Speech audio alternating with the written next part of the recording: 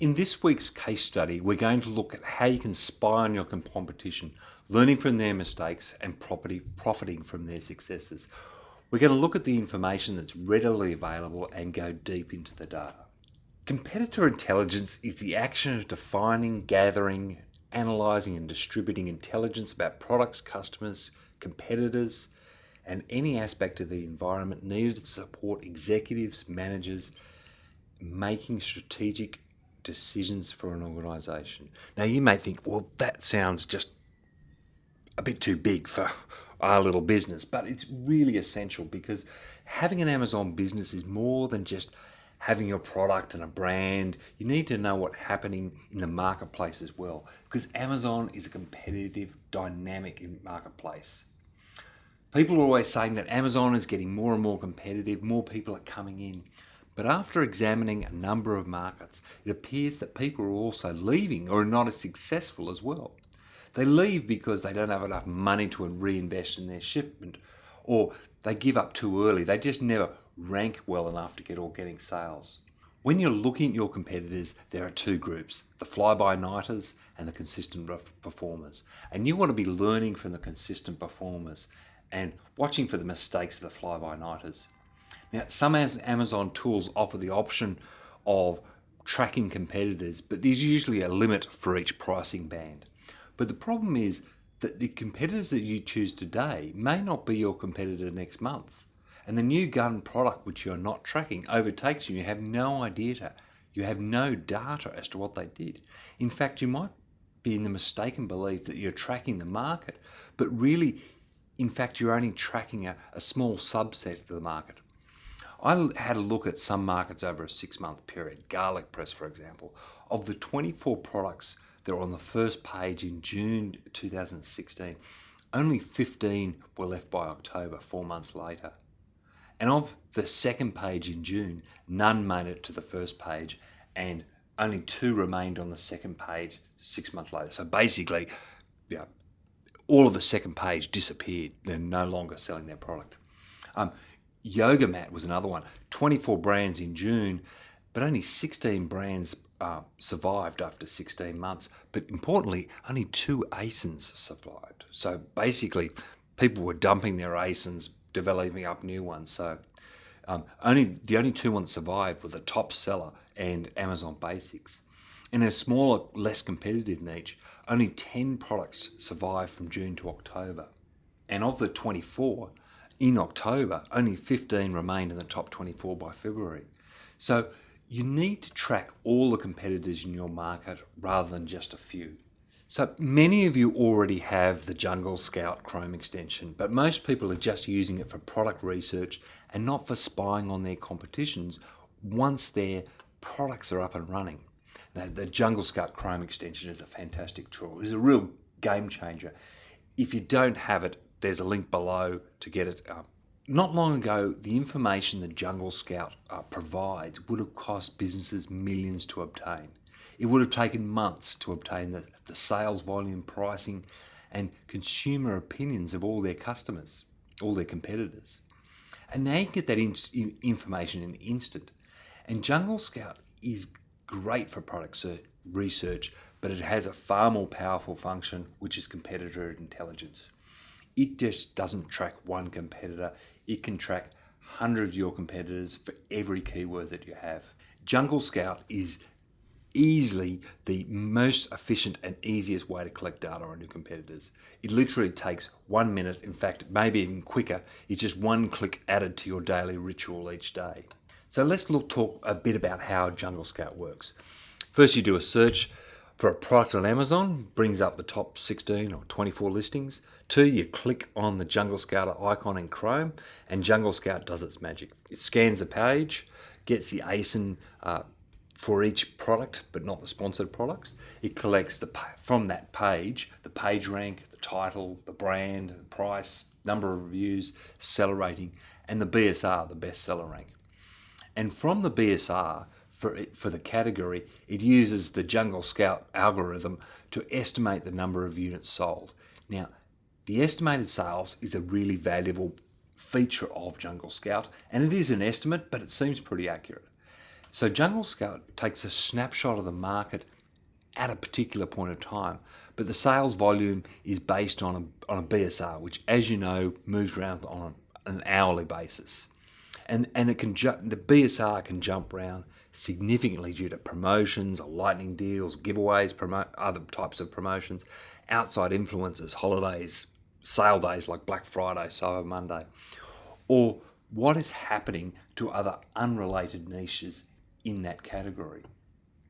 So before I talked about the daily system, and a lot of people have got a similar system to this. You log into Seller Central, you check your sales overnight and yesterday, you check for buyer messages, you check for Amazon messages. You go to Amazon and do a search your primary search terms for your products. So are your products still ranking? Where did they go up or down, etc.? And this is where you add. Once you've done that process, you just click Jungle Scout and collect the extra pages, so continue on, until your product or products show up. And then click Export CSV to Jungle Scout. Now, it's a simple addition to your daily system, basically clicking Jungle Scout and, importantly, exporting CSV. If you've got a few products, you'll probably do it yourself. But if you've got more, it could be a job for your VA and they just save it to a Google Drive. And it doesn't matter if you don't look at the data then. What you've done is you've saved a snapshot of your market at that point in time. You have the data. So when you go to investigate an issue later, you have the data to be able to make a decision properly. Most Amazon reporting tools have a competitive intelligence function, tracking rankings or tracking competitors, but you're usually limited to tracking to a limited number. And by using Jungle Scout and saving the data, it's important to save it, you can get thousands of competitors across all your keywords. And it's not fully automatic, but it's not really a major change to what you're doing anyway. When we're looking at any product, we're really looking at what's happening over time, the trends, because we want to move out that the irregularities that happen along the way. And in order to do that, we need to have the data. So we need to save those reports. So when you're in Jungle Scout, you just need to export the CSV. So let's look at the first process of researching a product. So use Amazon or other tools to search a product that fits your criteria. I mean, the price, it's got to be high enough to make a sustainable profit and enough to be able to buy advertising. There's got to be enough depth in the market. There's enough demand for that product. You don't want to be selling a product that basically no one's got any demand for. And the number of competitors, is there a place in the market where your product could fit in? And we're looking also at the number of reviews. So at that point, using Jungle Scout, you've found a product that could be an opportunity. So what you need to do here is export that CSV, save that data, and we'll show you what to do with it later. But at this stage, you're making some assumptions about the market based on that snapshot at that point and the opportunity at that time. But then we go to the finding supplier stage. So you go to Alibaba or AliExpress or another manufacturer and search for the possible products that match. You message back and forth with suppliers and you get some samples sent. Now, this process could take a week or a month before you get samples to inspect.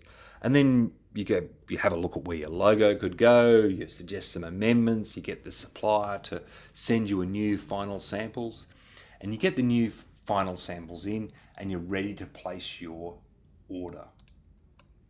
Now, this process of deciding on a product to actually placing your first order could take between 1 and 3 months, depending on your product. And during that time, there could have been a price war that decimates your margins. More competitors could have entered the market. The products have changed, there are new features, an old style that is no longer selling. Products that you thought were competitors and people you could beat are no longer even ranked on the first page. So you need to be able to look at how things have changed over time to see whether the assumptions you made are still valid. So let's look at the changes in the market for the term garlic press. Now, I happen to go back over time. I was doing some other research on things. We looked at garlic press in June 2016 and October 2016. So let's look at the changes in that market. In June 2016, the depth of the market, the volume of the top 10 was 16,000 units per month. And by October, that had fallen to 10,000 units per month. The average price had fallen from $14.31 to $12.96. Now, while it's only a drop of $1.35 or a 9% drop in price, it actually represents a 35% decrease in profits. So, and out of the 48 products that were ranking for garlic press in June, only 15 survived. The rest completely disappeared. So if we look at the volume changes that happened over that time, and in June, the volume on the second page was 34,000. There was 22,000 on the first page. By October, there was no volume on the second page. So we can see here that we've got a couple of products that were perhaps selling at that time and they've completely fallen off. So let's look at the process we go from collecting the Jungle Scout data. So we're in this case, we're searching for a garlic press. We've got a garlic press product, or we're searching for garlic press. We click the Jungle Scout Pro icon. Jungle Scout will go through, scrape through the data, add their special source. And we're going to extract the next page as well, in this case.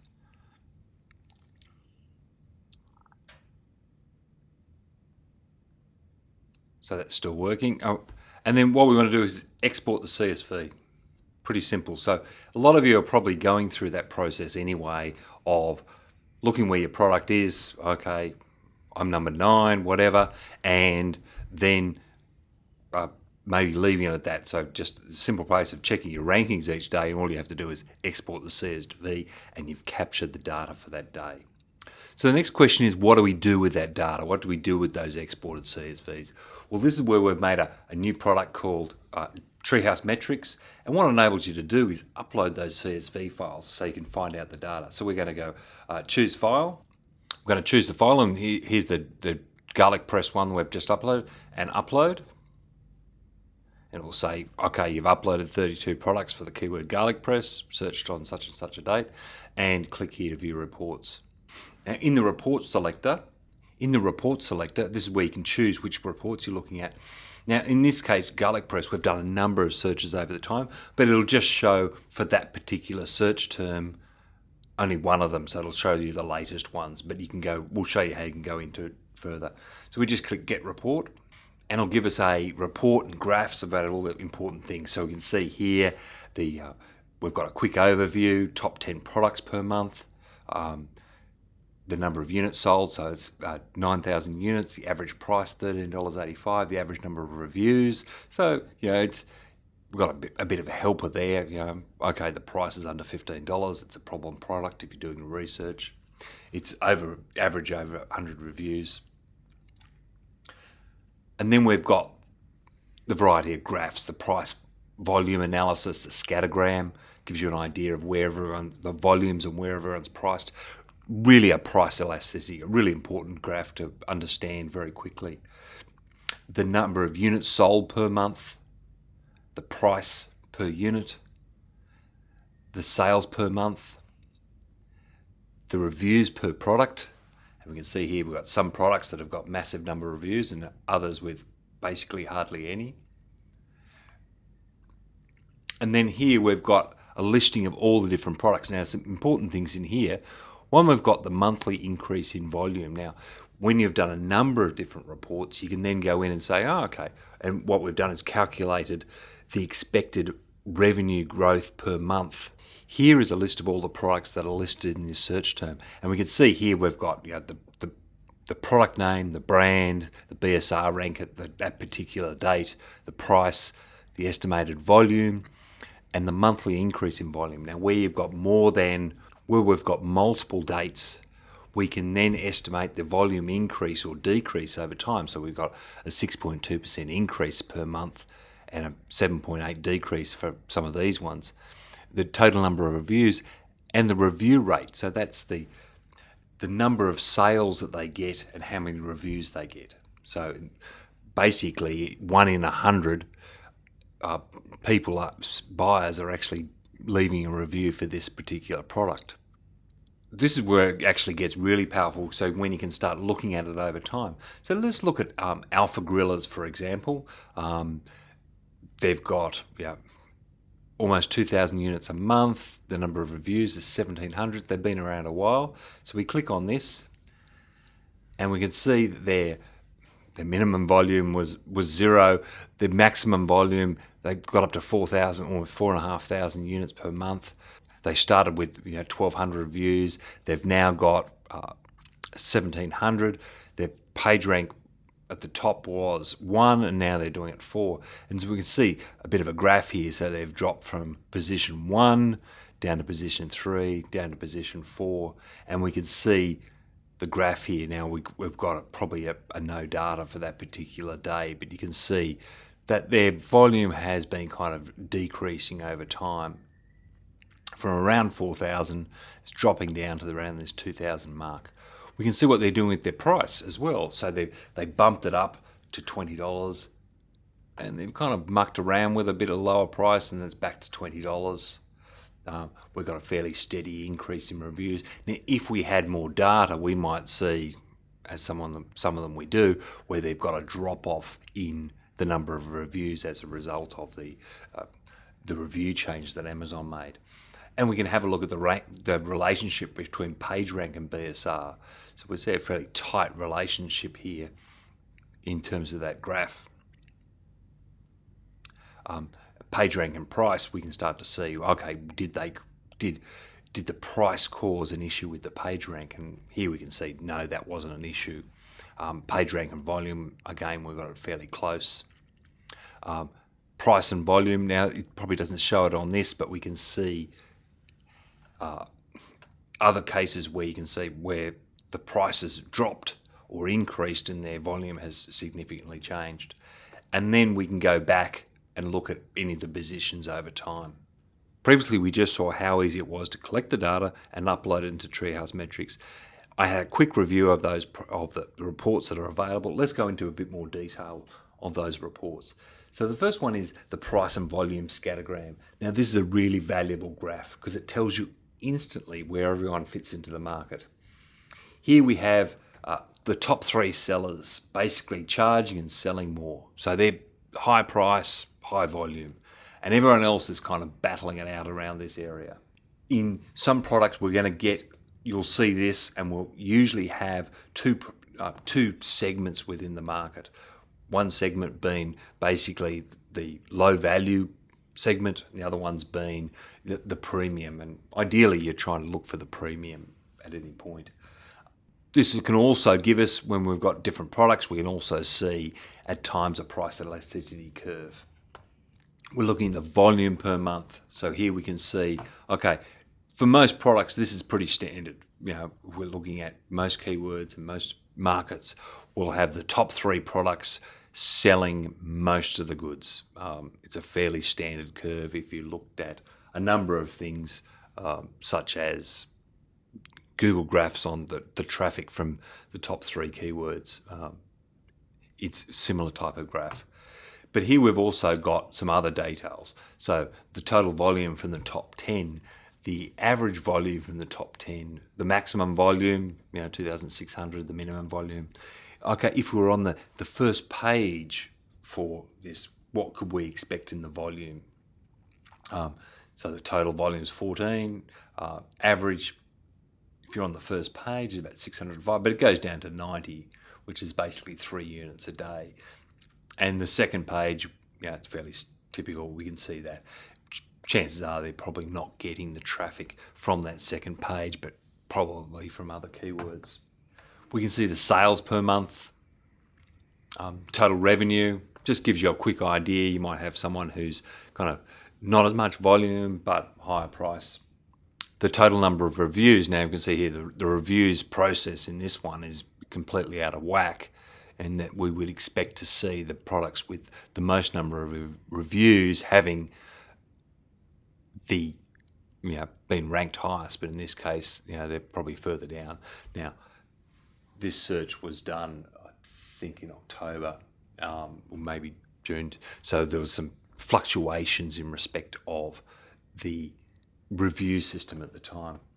But this is a really interesting report here. What we've got, and we briefly showed it before, was the listing and history. So this gives you a detail of each product ranked by where their page rank is and we've added a couple here of extra ones. So where we've got the data over a longer period of time, we can start to see the volume increase, monthly volume increase. So we can see that the OXO, massive brand, the volumes actually come off 1.2% over time. So we've got data over time. Now, Keebly's got 217% monthly increase in volume. However, they've only just come on the market, so it's basically from a zero start. And we've also got these review rates, so the number of the number of reviews per 100 sales. So we've got Keebly, okay, they're getting 2.1%. They've got 88 reviews, a fairly small number. When we're looking at this data, the data becomes really powerful when you're able to look at the trends over time. Jungle Scout is just a snapshot, and the volume and sales are based on the BSR, which moves around several times during the day. So a product could be shown as a winner in the morning and a loser in the afternoon. If we click on these icons in Treehouse Metrics, we can then go back and see the actual trends over time, see the history. So let's look at this one. This is a longer term trend for another product, and we can see it's kind of sitting fairly. You can probably tell that this is a product that we're one of our competitors, and we can see we've been doing the Jungle Scout on basically a daily basis, and we've got these couple of big kicks here. Now, at the time, I didn't know what this one was, but I happened to see that they ran a lightning deal at these points. So we've got these big boosts of time, and they've been running lightning deals on it. It also tells us something else. It tells us how much we can expect to sell in a lightning deal. Now, given there's now a fixed fee for lightning deals, you need data as to what you could expect to sell in a lightning deal to work out your break-even point. And your competitors have probably got that information, but you need the data to find that. So you need to be looking at downloading the data for your primary keywords on a daily basis. And that, of course, just means clicking that export CSV. This is a current volume for a keyword we've been tracking from the Jungle Scout reports. The blue bars are volume per product based on page rank. The competition and volume has been pretty stable. This has been like this for a while. And the shape of the graph, that red line, is pretty typical. The top three products have most of the sales or the traffic. If you looked at a Google search term graph, it's fairly similar. But what we're looking at here is the outliers. They're circled in green, and particularly they're getting far more sales than you'd expect just from the organic traffic. And we see this across all the markets we looked at in this. A couple of products that seem to perform better than their immediate peers. So what can we learn from this? Is there something on their listing that is attracting more buyers? The images, the prices, titles. Are they getting more traffic from another keyword that they might have missed? This is common, especially where the market is thin, and they might show another product that buyers also buy. Advertising, are they doing sponsored ads? Gives you an idea as to the potential volume that you could expect from a sponsored ad program.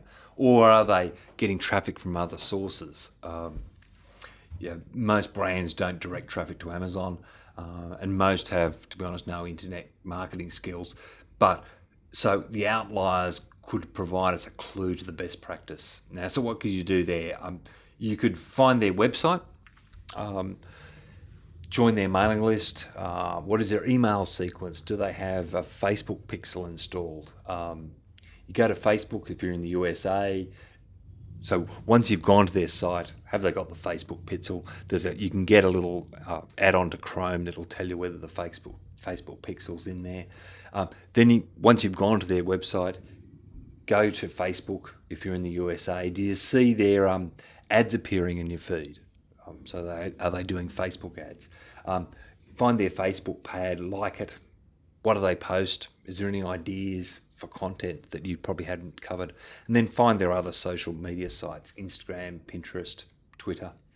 The other option is buy their product. What's their email follow-up like? It also regards an interesting issue regarding PageRank. If they are consistently selling more, and if PageRank was based on sales or sales velocity, shouldn't they be ranking at positions 4 and 5? So shouldn't they be here? If it was just based on sales, and this has been a fairly consistent area, shouldn't they be much higher? Now, to be honest, since this, probably a few months later, these guys have moved up further. In my opinion, that it's the unit session percentage or the conversion rate that's making these products for this keyword rank at this point. So these ones have got a better conversion rate for this keyword than these other products. So let's have a look at how we can use the Jungle Scout data to locate the best practice in the industry. Now here we've got yoga mats, really competitive market. And we're just having a look at our reviews, and we're working out, well, could we do better? We had no idea whether our system of collecting reviews and our email sequences, etc., was really good or pretty poor. But the data was actually living in the Jungle Scout reports, and so we're able to calculate the review rate, so the number of reviews per 100 sales.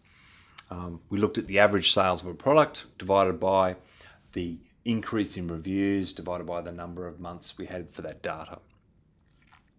So the more data you have, the better the number is.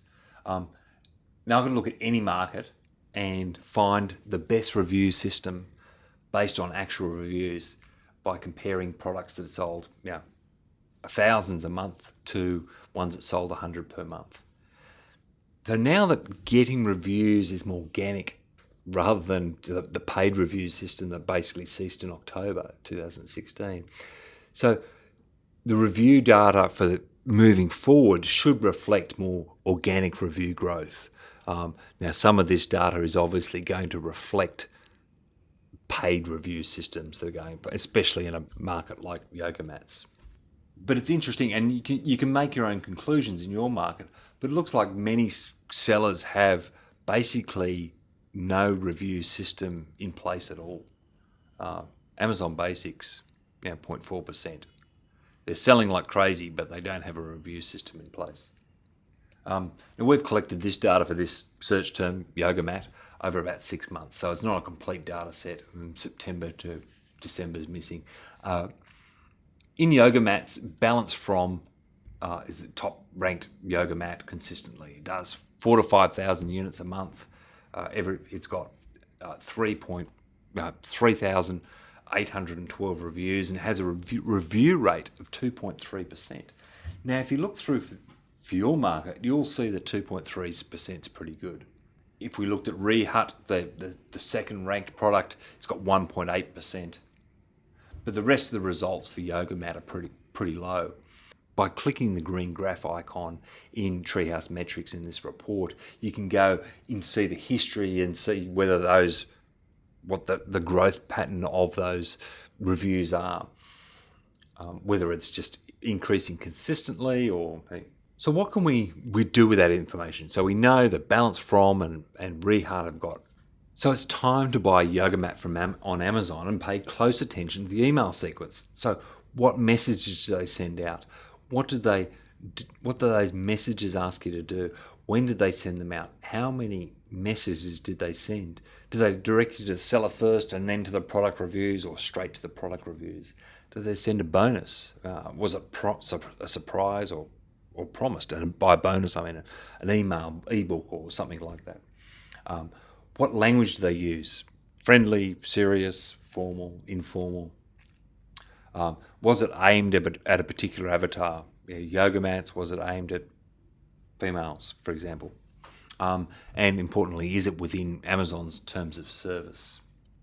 So what we learned today was how you can get so much information that's readily available from a simple tool like an Amazon search and the Jungle Scout extension tool. Now, over Christmas, we developed this program at Treehouse Metrics. Basically, it's free for the competitive intelligence part of it. We've got more things planned for adding on to look deeper into the data that flows along from a lot of the stuff we were doing in these case studies. But basically, you can go along there, sign up, it's free. You can upload your reports. We can go from there.